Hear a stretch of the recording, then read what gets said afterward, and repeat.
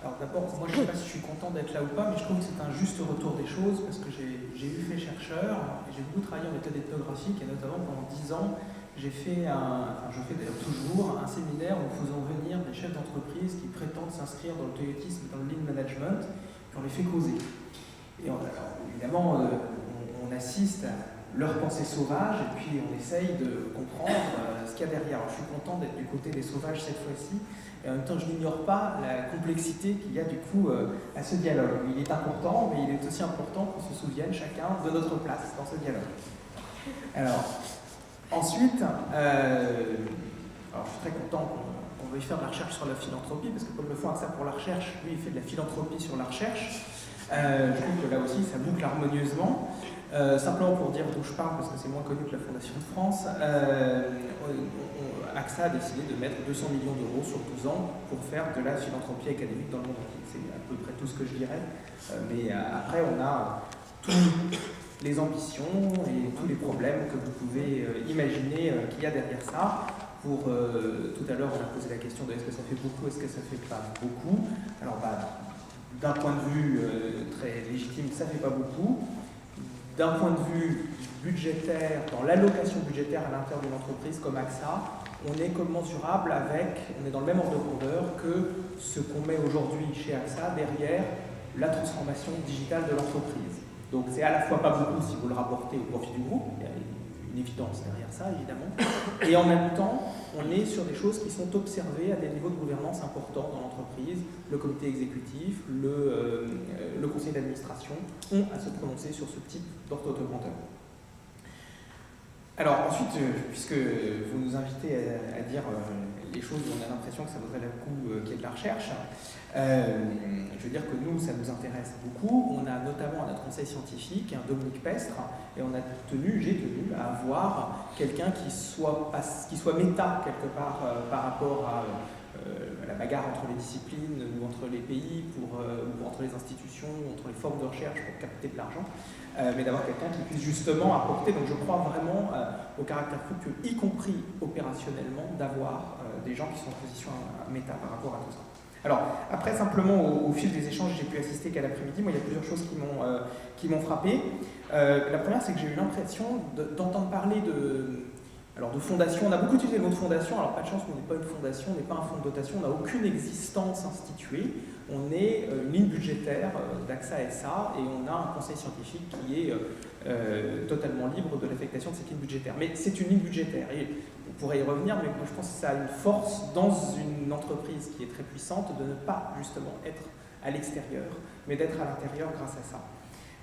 Mais du coup, j'ai eu l'impression qu'on a beaucoup parlé de fondation en termes d'acteurs puissants et structurants. Moi je trouve qu'il y aurait aussi à rendre compte de l'émergence, de l'échec, des pivots, des changements, de la normalisation après les périodes d'excitation, parce qu'il me semble, moi, que c'est une grande partie de la vie de ces institutions, enfin de ces formes un peu instituées, mais pas complètement instituées, où se font les traductions entre le monde de l'entreprise et le monde des politiques publiques. Donc, je suis toujours réticent quand on partirait de formes qui existent et qui sont structurantes. Je pense qu'il y en a énormément d'autres, et peut-être que c'est justement dans ces débuts, dans ces échecs, que beaucoup de choses se passent. Ce ne serait pas le seul champ dans lequel ça se passerait comme ça.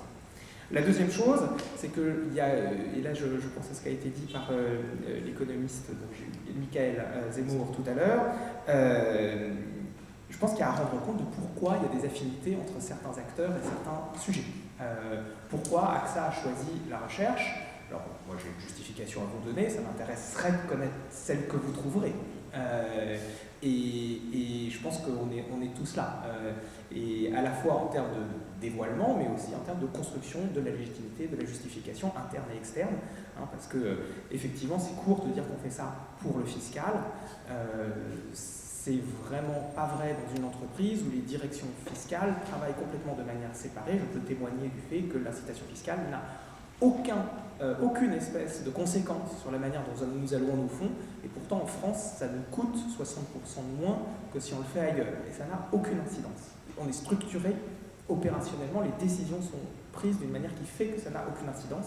Et je pense que c'est ce qu'on voit sur le crédit impôt recherche en ce moment, tente à montrer que dans les grandes entreprises, en tout cas, les incitations fiscales sont traitées de manière très professionnelle et très séparée des mécanismes budgétaires.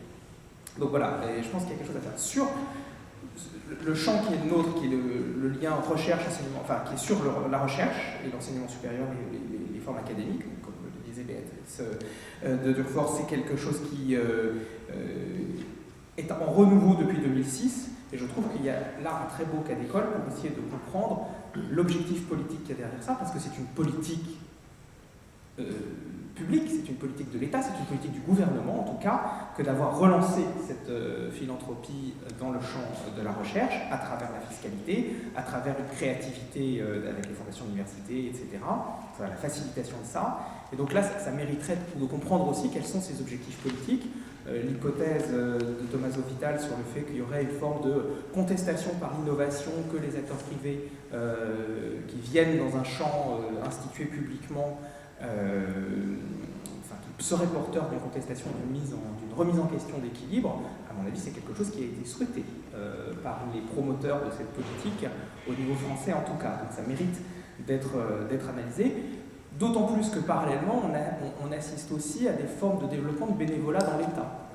J'ai la chance et le privilège d'être vice-président du Conseil national du numérique, c'est-à-dire un cénacle de 30 personnes qui, bénévolement, aident l'État à créer sa politique numérique. Alors, je vois là des formes de passage, là aussi, et un endroit comme le Conseil national du numérique, c'est pas une fondation, mais c'est aussi de ces endroits passeurs qui méritent d'être regardés. Donc là aussi, j'interroge le fait d'avoir un champ qui ne soit pas trop circonscrit au départ. Voilà.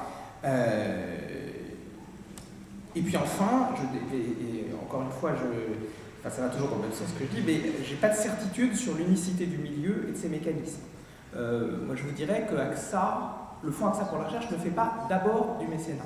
Le Fonds AXA pour la recherche fait un certain nombre de choses, construit des alliances entre le monde de l'assurance et le monde de la recherche. Il se trouve que la forme mécénale est utile à faire ça, notamment parce que, contrairement à ce qui a été dit, il y a une forme de compte-rendu qui est fait dans le cadre de la forme mécénale qui tient justement à l'incitation fiscale.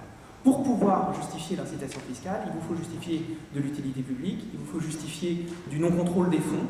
Donc la forme mécénat, elle apporte un certain nombre de garanties qui permettent un dialogue dans cette alliance qui veut être menée avec le monde de la recherche. Voilà. Je ne veux pas aller plus loin, je suis désolé, j'ai déjà été très long.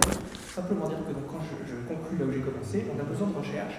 N'ayez aucune crainte, ce sera difficile, vous allez vous fâcher, vous allez griller des terrains, il va se passer toutes sortes de choses désagréables, mais à la fin, je pense que, alors sauf les plus grandes et les plus installées, mais la majorité des formes mécénales d'entreprises, en tout cas, que vous pourrez voir, elles échoueront, et leur postérité, leur utilité, leur inscription sociale, ce qu'elles auront transformé dans la trajectoire de société, ça sera plus à travers ce que vous en aurez dit que ce qu'on aura fait dans la durée.